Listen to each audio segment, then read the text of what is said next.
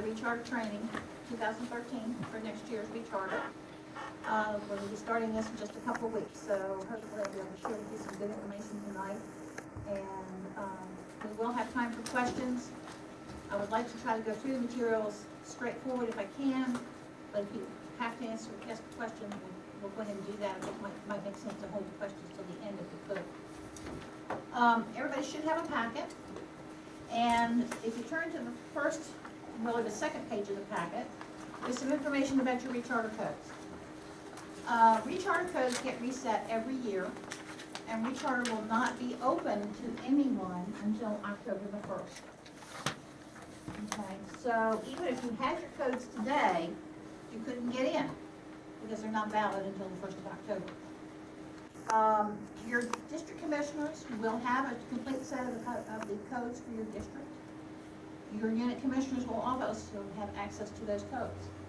So if for some reason you can't find the code in your packet or you lose it, you can get hold of your unit commissioner and they can get you the code. All right. That takes care of that page. The next page talks about the fee structure. Now, all of these pieces of paper, with the exception of the one that says the codes, there will be a sheet for your codes in the packet. The rest of these pieces will all look like what's in the packet. Fee structure. As you may have heard, the membership fees did go up this year. They are now $24 for membership. The Boys Life fees are $12. Insurance is $3 this year, as it was last year. The prorated amounts for young people who join your pack now, they may come in next week, they may come in 3 weeks from now, and you add them to your pack, and you're going to recharter them again for next year. They have to pay prorated fees for this year, and new fees for next year. Now that I've totally screwed that up, sorry. Prorated for the end of this year, full fees for next year is what will be collected at Recharter. The Recharter fee itself per unit is $40, the same as it was last year. So this is a good help. It will be in your packet. Just this piece of paper, just looking just like this, will be in your packet. Okay, next sheet. Actually, the next two pieces of paper will actually be orange. And they are the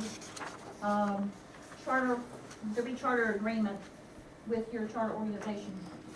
And your institution head will need to sign this. Okay? And it is a multi-copy. It's I believe it's an NCR set of them. So they can keep, the unit can get a copy, and you have one to get the count. All right, the next thing I want to go over very quickly is Internet Recharter Renewal How-Tos. When you get your packets, and most everybody's going to have them within the first 10 days of October, most of the districts are giving them out at their roundtables. Or if roundtable is going to be too late, they may have a separate give-out date. You can start working on them immediately when you get your packets, but you can start today. How many of you have done Recharter before? Can I see a show of hands? Okay, so about 2/3 of you have done it before. About a third of you are new. How many of you have access to Internet Advancement? Okay. If you want to pull up your Internet Advancement today, those are the people that are going to be showing up on your Recharter youth-wise. Now, I know that we still have joint scouting nights going on. I know that our registrar is still processing applications like a very busy beaver. And you will have the opportunity, once you get into Recharter itself, to refresh your roster multiple times to pull down the latest and greatest registrations so you don't have to enter them once you actually start that process. But in the meantime, you can look and see, are there people showing up on your list that you haven't seen in 6 months?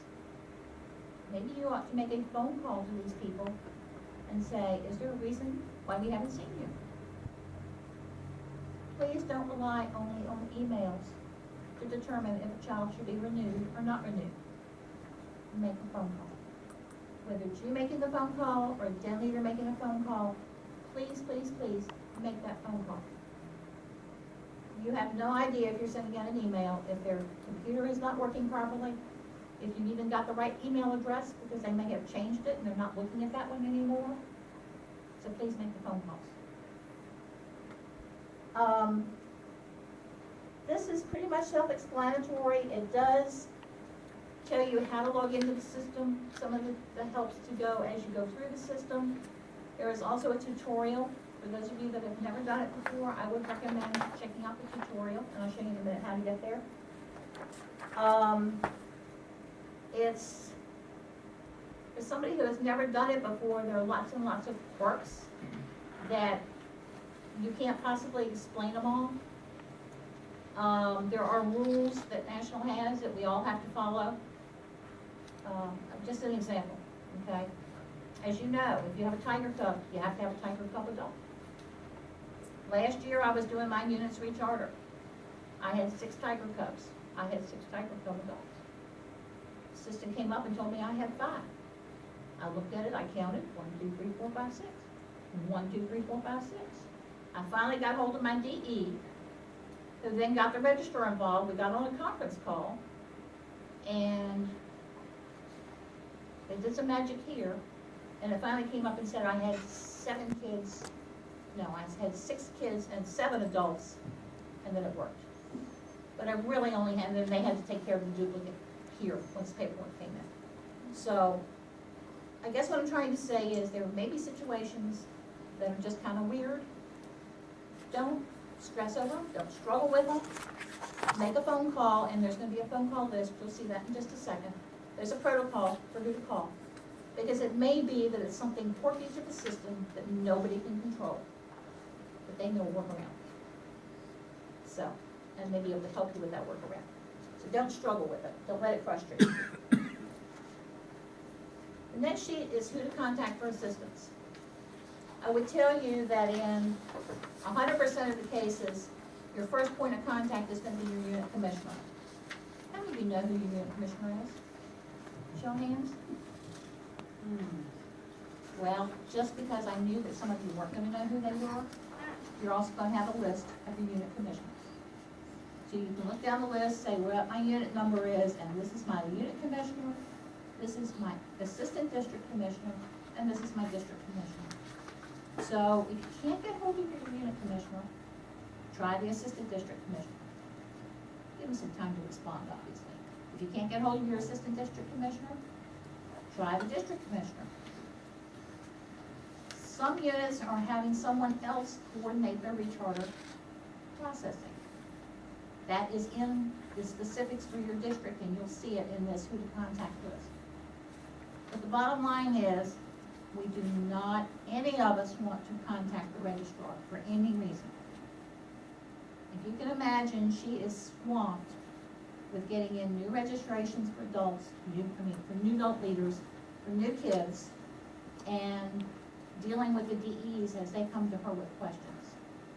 Our last point of contact is the DE. If you have tried all of these avenues and none of them work, send me an email. My email address is on that list, hov.commissioner@gmail.com.